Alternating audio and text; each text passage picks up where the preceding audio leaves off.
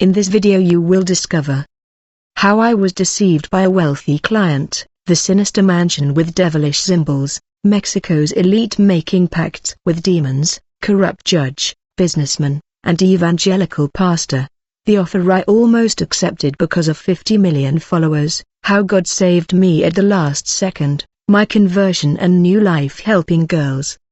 My name is Valentina, I'm 24 years old, and I've been working as a high-class escort in Mexico City for 2 years. I know many people are going to judge me for this, but I'm not going to lie about who I am. My life changed completely after one night in December 2019, and I need to tell this story so you understand what really happens in the most powerful circles of our society. Emiliano was one of my regular clients for 8 months. A real estate businessman who always behaved normally and respectfully toward me. He had never made any strange requests or displayed any suspicious behavior during our meetings. He called me one Tuesday afternoon, but this time he was different, nervous, anxious, and speaking more quietly than usual. During our phone conversation, I clearly heard him conversing with someone in the background in Latin. Yes, real Latin. That ancient language you only hear in movies or documentaries. When I asked who he was talking to, Emiliano quickly hung up and called me back 5 minutes later. As if nothing had happened, he invited me to a special event on the outskirts of Puebla, offering 50,000 Mexican pesos just for showing up. This was double what he normally received, so, obviously, he caught my attention. My mother needed expensive medicine for cancer treatment, and that money would make a huge difference in our lives, but Emiliano made very specific demands that he'd never made before. I was to wear a blood red dress of a very specific color, along with a mandatory accessory that I was to wear throughout the party. The next day, Emiliano showed up at my apartment with an elegant black box. Inside was a beautiful, expensive red dress, from a brand I'd only ever seen in shop windows, and a gold necklace with a strange triangular pendant. The pendant had symbols engraved on it that I had never seen before.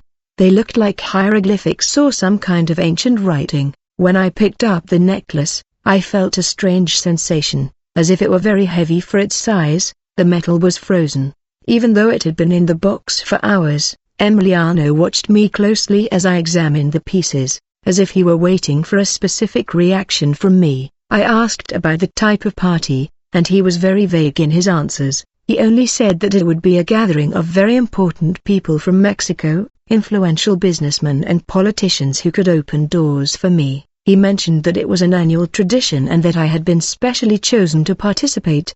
The tone of his voice was different, more serious and formal than usual. Emiliano was always affectionate and relaxed with me, but that day he seemed to be playing a role as if following a script. He repeated phrases like very important people and you were chosen several times. Before leaving, he gave me specific instructions regarding schedules and behavior. I was to arrive exactly at 10 o'clock p.m., neither before nor after. I was to remain close to him at all times, that I should be polite but discreet. A part of me was suspicious, but financial necessity spoke louder. 50,000 pesos would solve my family's immediate problems, and Emiliano guaranteed that it would be just a social gathering. On the day of the party, I couldn't stop thinking about that strange necklace. Every time I put it around my neck I felt a strange sensation running through my body as if something was watching me. The Uber dropped me off at the entrance to a dead-end street on the outskirts of Puebla, exactly at the address Emiliano had given me. It was an exclusive residential area where the houses were very far apart,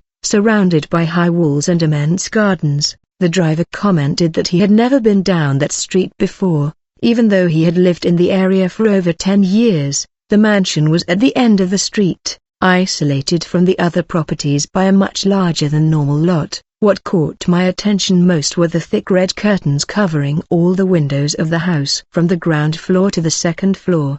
It was as if no one wanted to see what was going on inside. I didn't want them to see what was happening out there. The garden was perfectly manicured, but there was something disturbing about the decorations. Scattered across the green lawn were several angel sculptures, all with broken or damaged wings. Some had expressions of suffering carved into their faces, others were upside down as if they had fallen from the sky. A strange smell wafted through the air as I approached the main entrance. It was a mixture of sweet copal with something putrid I couldn't identify, like wilted flowers mixed with expensive perfume. The scent grew stronger as I walked toward the door, making my stomach churn slightly. The doorman who greeted me introduced himself only as Damien. He had small, symmetrical scars on both hands, as if they were intentional marks made with some sharp object.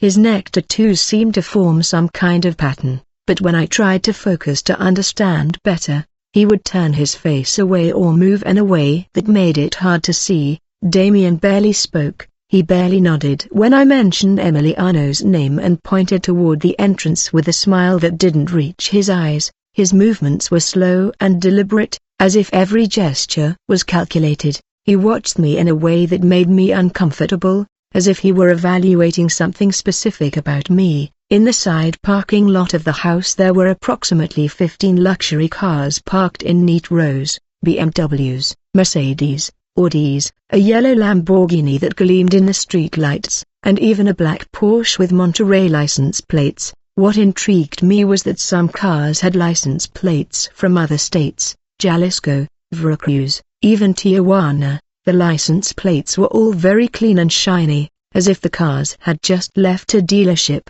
This made me think these people had traveled specifically to be there that night. It wasn't a casual weekend party, it was something planned in advance by people from various parts of the country. When I finally entered the house, the contrast with the exterior surprised me. From the outside, the mansion looked modern and elegant, but inside, the decor was heavy and old-fashioned. Dark wooden furniture, thick red rugs, and paintings with gilt frames hung on the walls in perfectly symmetrical positions. The lighting was purposefully low, created mainly by chandeliers and lamps that cast long shadows throughout the hallways. The sound of my heels echoed on the marble floor, creating a steady rhythm that seemed amplified by the silence of the house. It was as if the place was made to muffle conversations and hide secrets. Emiliano appeared in the main room, greeting me with a forced smile and introducing me as his special guest. He was dressed in an impeccable black suit, but he wore a gold ring with the same symbol as my pendant. This couldn't be a coincidence. That symbol meant something important to the people at that party. He guided me through the house, showing me some rooms, but I noticed that certain doors remained closed, and he would deviate from our route whenever we approached them. I saw secrets in that mansion, areas that guests couldn't see, and I was about to discover that some secrets are kept for good reasons. In the main room, I met people I never imagined I'd meet at a private party. The first person Emiliano introduced me to was Esperanza, a well-known judge I always watched on the TV news. She was wearing an elegant black dress and expensive jewelry, but what caught my eye most was the gold necklace identical to mine hanging around her neck. I immediately met Octavio, a man in his 50s whom Emiliano introduced as the owner of one of the largest private hospital networks in Mexico. He greeted everyone with familiarity, as if these people met regularly. Octavio also wore a ring with the same triangular symbol I was wearing on my pendant. The third person who caught my eye was Jimena, a television host I used to watch on variety shows. She had disappeared from the media for a few months after a scandal that was never fully explained in the newspapers. Jimena seemed nervous and was constantly sipping champagne, as if she were trying to calm herself down. A blonde woman with intense blue eyes approached me with a smile that sent shivers down my spine. She introduced herself as Minerva and said it was her first time there, too, but she spoke as if she'd known everyone there for years. Minerva wore a very strong perfume with a scent I'd never smelled before, too sweet to be natural. What intrigued me most was realizing that all the guests wore the same expensive, intense perfume. The scent spread throughout the room, creating a heavy, cloying atmosphere, as if it were a trademark of that group. When I asked Minerva about this, she just laughed and said I'd soon understand the importance of details. The conversations I overheard were whispered and filled with words that made no sense to me. They talked about contracts, renewals, fees, and deadlines, as if they were discussing business. but something in their tone suggested it wasn't conventional business. There was a tension in the air that didn't fit with a normal social gathering. Minerva took me to a corner of the room and began asking me very direct personal questions. She wanted to know about my family, my fears, my dreams, and especially about my financial difficulties. When I mentioned my mother's illness, her eyes sparkled strangely, as if that information was exactly what she was looking for. I realized that several people at the party were watching me while I was talking to Minerva, as if they were gauging my reaction to their questions. It was as if I was being tested or analyzed for some specific purpose. The discomfort I felt increased every minute I spent there. During a pause in the conversation, Minerva casually mentioned that Jimena, the presenter, had disappeared from television because she had turned down a very lucrative offer. According to her, Jimena had failed to take advantage of a once-in-a-lifetime opportunity and was now paying the consequences of her decision. Her tone was that of someone who knew much more than she was letting on. A tall, elegant man named Sebastian joined our conversation. He had an imposing presence and spoke with a natural authority that made the people around him automatically pay attention. When Minerva introduced him, she mentioned that he was a highly respected figure in Mexico's religious community, but she didn't specify which religion. Sebastian greeted me politely, but his eyes analyzed me in a way that made me extremely uncomfortable. It was as if he could see right through me, knowing secrets I didn't even know I had. He held a glass of red wine that he never brought to his mouth. He only swirled the liquid slowly as he spoke. When the clock in the room struck 11:30, Sebastian lightly tapped the glass with a silver spoon. The sound echoed throughout the room, and all conversation immediately ceased. All the guests took positions in specific places, as if it were a rehearsed choreography. Many times it was the moment they had been waiting for all night. At exactly 11:33 p.m., all the lights in the mansion went out simultaneously, leaving the room in complete darkness. The silence was broken only by the sound of matches being lit, and slowly red candles began to illuminate the room, creating dancing shadows on the walls. The smell of hot wax mingled with the strange copal I had smelled outside. Sebastian emerged in the center of the room carrying an antique, black-covered Bible. To my utter shock, he placed the holy book inside a metal container and set fire to the pages. The smell of burning paper spread through the room as everyone present watched in silence, as if this were completely normal for them. As the Bible burned, I noticed symbols drawn on the floor in red chalk, forming a perfect circle around Sebastian. The same symbols on our pendants were repeated several times, connected by lines that created a complex geometric pattern. Someone had prepared this with great care and anticipation. All the guests formed a circle around the symbols and, following Sebastian's example, removed the crucifixes they wore around their necks. My blood ran cold as I watched everyone turn their crosses upside down and hold them against their chests. This wasn't a party, it was some kind of inverted religious ritual. Sebastian began reciting words I recognized as Bible verses, but they were completely inverted and distorted.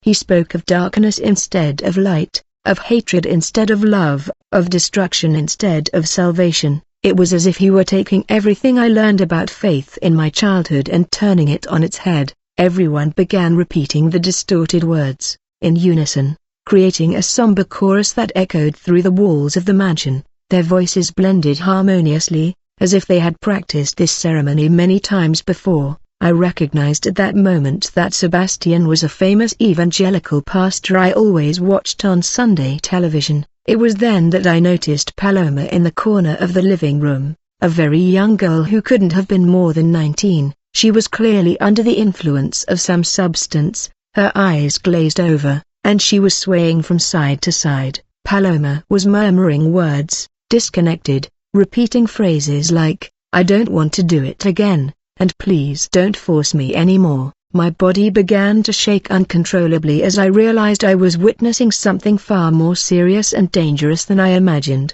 These people weren't just rich and eccentric, they were involved in practices that went against everything I believed to be normal and safe. Emiliano had brought me here for something I should never have seen. The temperature in the room seemed to drop drastically, and I could see my own breath forming small clouds of steam in the air. Everyone continued chanting those inverted verses as if the cold didn't affect them, but I was trembling from both cold and fear. Something was happening in that room that defied logical explanation. Minerva approached me and whispered in my ear that this was just the beginning of the ceremony. He said I should stay quiet and watch because soon I would understand the true power these people possessed. His blue eyes looked completely black in the candlelight, and his voice had a hypnotic tone that left me confused. Sebastian raised his hands for silence and announced it was time to renew the commitments. He explained that some members of the group needed to confirm their loyalty and fulfill their obligations to maintain the benefits they had received.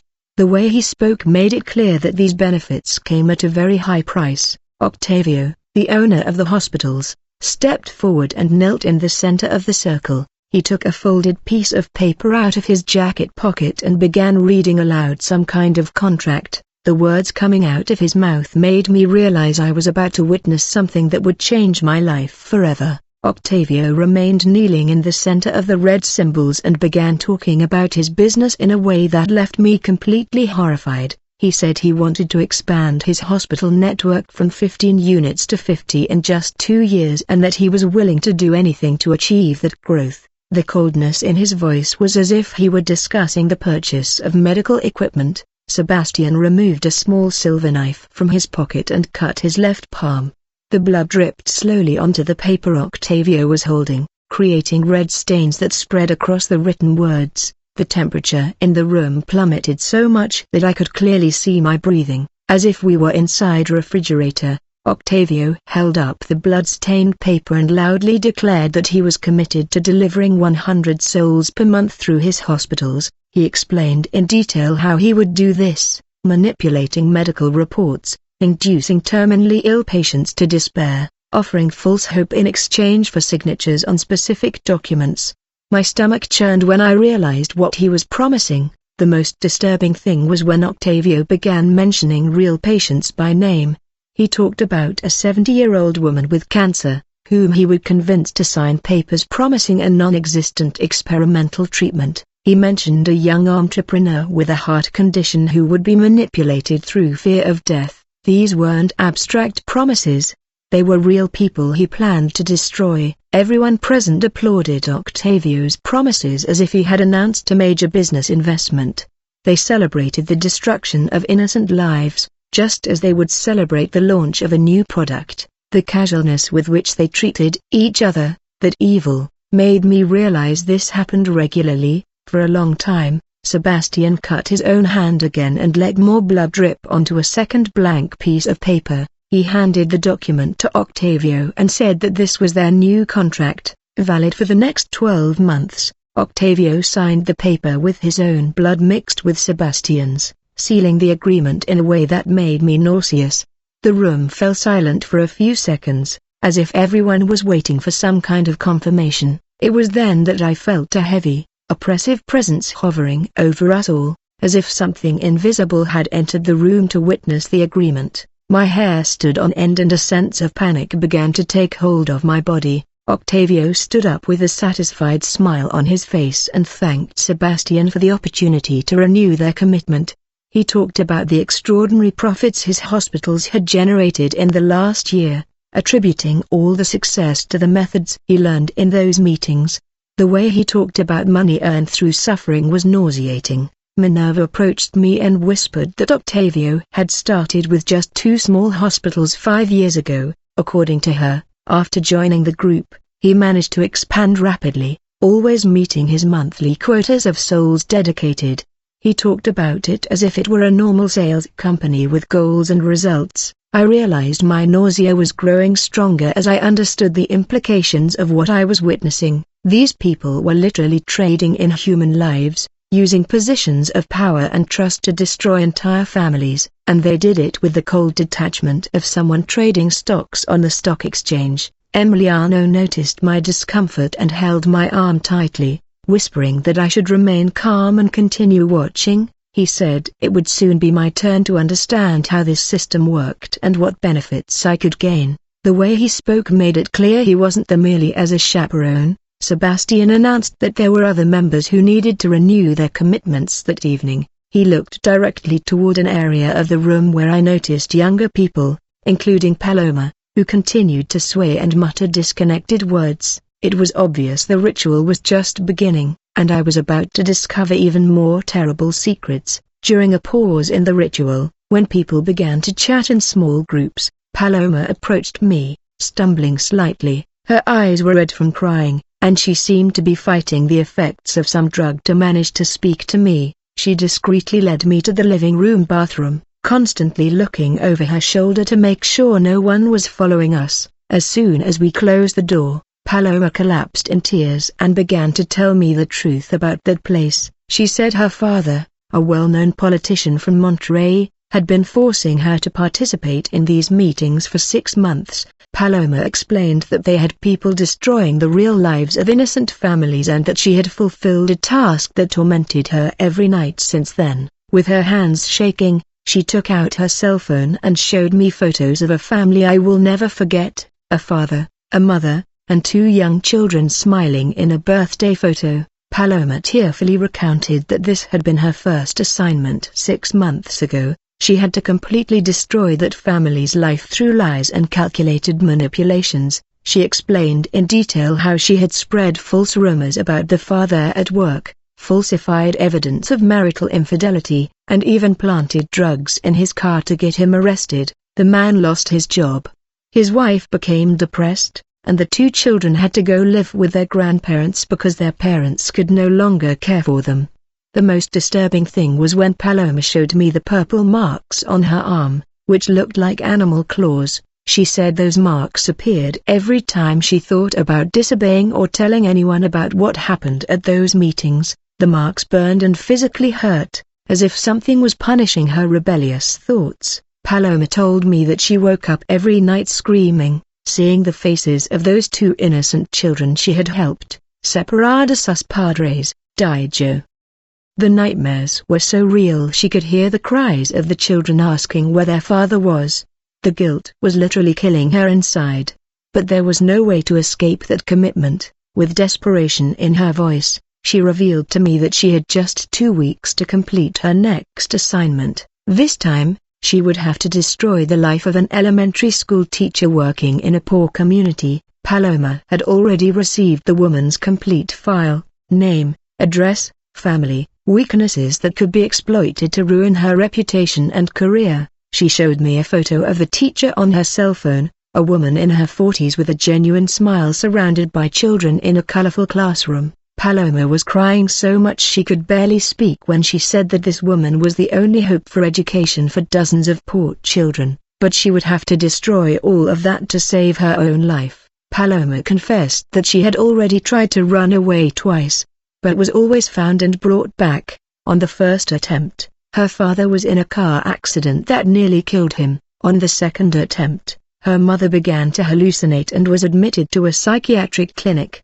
It was as if they had the power to attack anyone close to her when she disobeyed. She begged me not to tell anyone about our conversation, because the consequences for both of us would be terrible. Paloma said they had eyes and ears everywhere and knew everything that was happening in the life of every member of the group. It was as if they were constantly monitored by a network of invisible informants. As we were about to return to the living room, Paloma held my arm tightly and said something that made my blood run cold. She whispered that I had been brought there to be recruited and that they probably already had a complete file on my life, including information about my ailing mother. It was a trap Emiliano had carefully set. Before opening the bathroom door, Paloma warned me that they would make me an offer I couldn't refuse. Even that night, she said that I should be very careful because once you agree to join that group, there's no turning back, and from the desperation in her eyes, I knew she was telling the purest truth about the hell those people were living.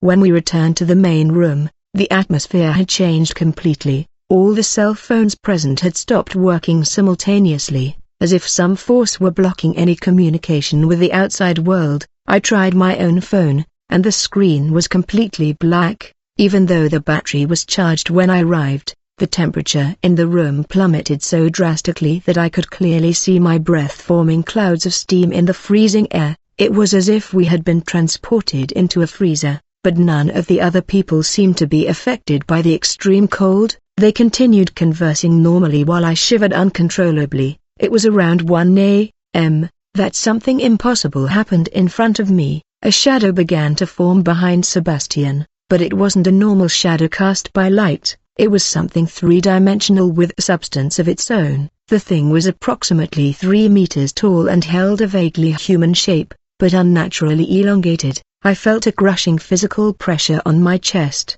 as if someone weighing 100 kilograms was stepping on my ribs and preventing me from breathing normally. My heart raced, a way I'd never experienced before, throbbing so loudly I could hear the sound echoing in my ears. It was as if my body was reacting to an invisible, deadly threat. The creature didn't speak with its mouth because I couldn't see any distinct face, but its voice resonated directly inside the heads of all of us at the same time. It was a telepathic communication that penetrated our thoughts without passing through our ears. The voice was deep, ancient, and carried an authority that made everyone present automatically bow. The red candles scattered around the room began to extinguish and relight themselves in sequence, creating a pattern of lights that flickered 3 times in a row. The sound of the flames extinguishing and rekindling echoed through the room like a shadowy Morse code, as if the light itself was being controlled by this impossible presence.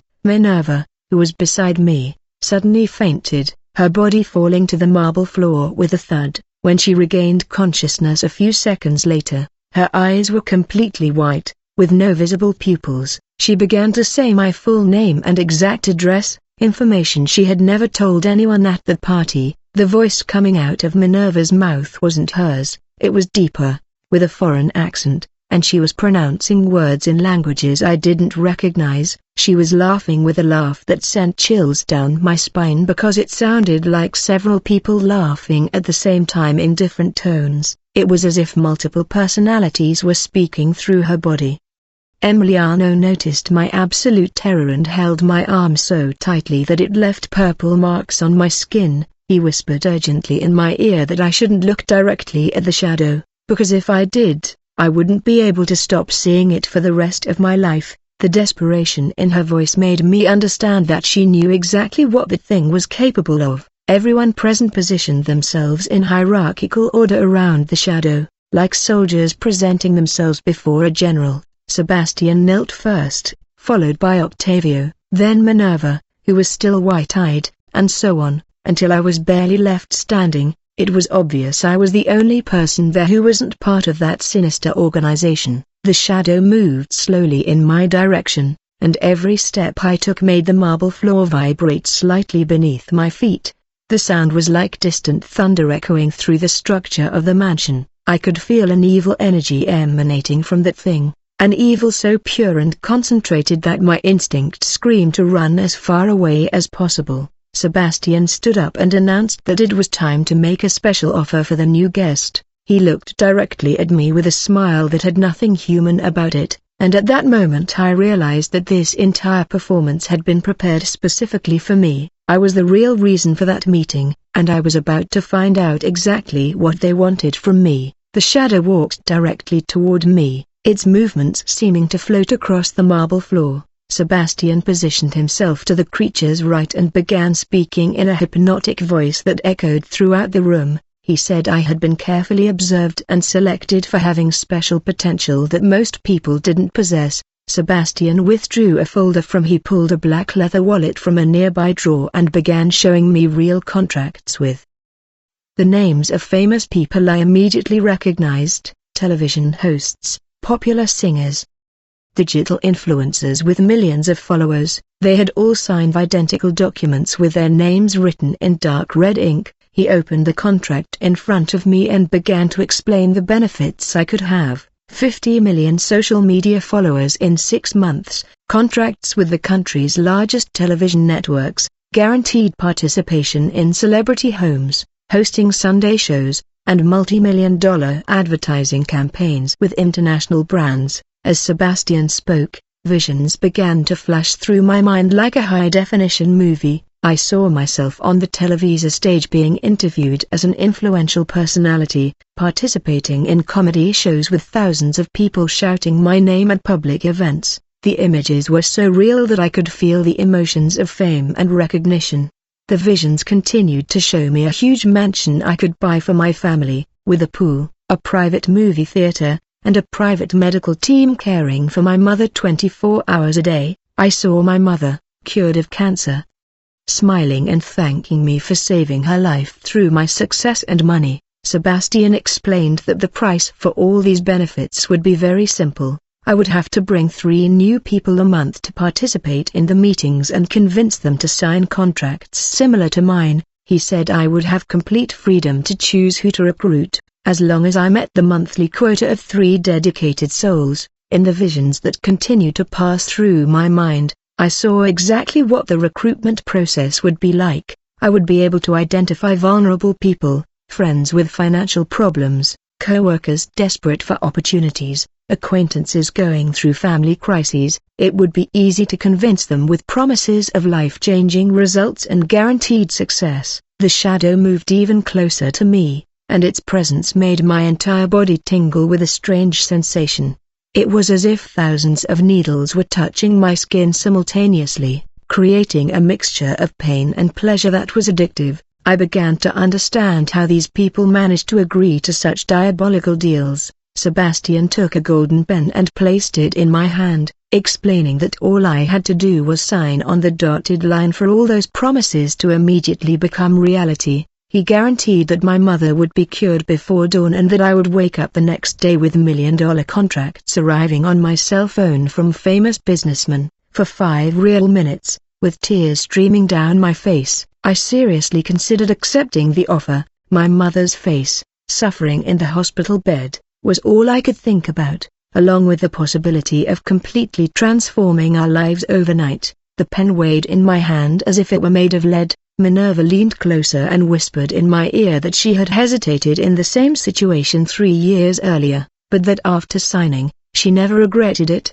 She said I was young and smart enough to make the most of that unique opportunity. Her blue eyes had returned to normal, but there was something hollow about them, as if part of her humanity had been removed. The most tantalizing moment was when the shadow projected the image of my mother in my mind, hugging me and thanking me for saving her life. I saw tears of happiness in her eyes as she told me that I was the bravest and the most determined daughter in the world. That vision almost completely broke my resistance, and I was seconds away from signing the paper when something unexpected happened. At the exact moment I was about to sign the contract, the triangular pendant around my neck began to burn my skin like red-hot iron straight from the fire.